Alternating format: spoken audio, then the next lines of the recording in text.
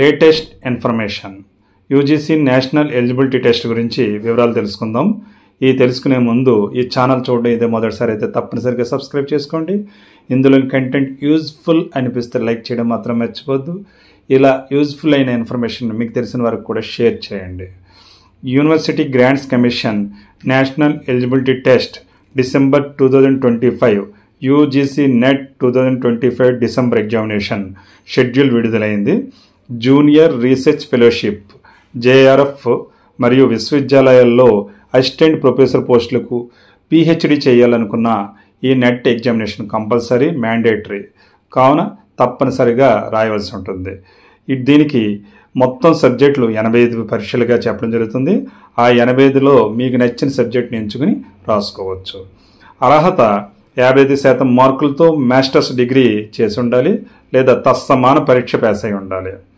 Reservation అభ్యర్థులు OBC NCL వారికి కానీ ఎస్సీ ఎస్టీ దివ్యాంగులు థర్డ్ జెండర్ కేటగిరీల వారికి 50% మార్కులు వస్తే సరిపోతుంది. అయితే వయసు జేఆర్ఎఫ్కు 30 ఏళ్ళు మించకూడదు. అసిస్టెంట్ ప్రొఫెసర్కు పిహెచ్డి చేయడానికి గరిష్ట వయోపరిమితి అంటూ ఏమీ లేదు. దరఖాస్తు రుసుము వచ్చి జనరల్ అండ్ అన్రిజర్వ్డ్ అభ్యర్థులకి 1150 రూపాయలు గాను, జనరల్ ఈడబ్ల్యూఎస్ అభ్యర్థులకి లేదా ఓబీసీ ఎన్సీఎల్ వారికి 600 రూపాయలు గాను, ఎస్సీ ఎస్టీ దివ్యాంగులు థర్డ్ జెండర్కి 325 రూపాయలు గాను నిర్ణయించడం జరిగింది. దీని యొక్క చివరి తేదీ అప్లికేషన్ ఆన్లైన్ ద్వారానే సబ్మిట్ చేయాలి. ఇది 11వ నెల అంటే నవంబర్ నెల 7వ తేదీ 2020 సంవత్సరం.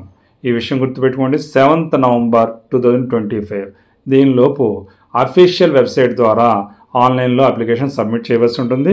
కేవలం అఫీషియల్ వెబ్సైట్కి లాగిన్ అయ్యి మీ అప్లికేషన్ సబ్మిట్ చేయండి. అఫీషియల్ వెబ్సైట్ ugcnet.nta.nic.inలో లాగిన్ అయ్యి మీ అప్లికేషన్ సబ్మిట్ చేసుకోండి. అప్లికేషన్ సబ్మిట్ చేసేటప్పుడు ఎట్టి పరిస్థితుల్లోనూ మిస్టేక్స్ రాకుండా చూసుకోండి. ఆధార్ కార్డులో ఉన్న వివరాల ప్రకారం మాత్రమే లాగిన్ అవ్వాల్సి ఉంటుంది. అందువల్ల ఆధార్ కార్డులో వివరాలు అన్నీ సరి చూసుకోండి. మీ 10వ తరగతి మార్కు లిస్టుకి సమానంగా ఉన్నాయా లేవో వివరాలు చెక్ చేసుకోండి.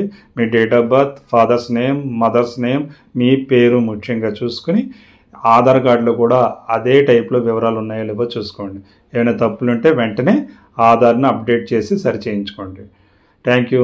All the best. మీ చెల్లి రత్న కుమార్. జై హింద్.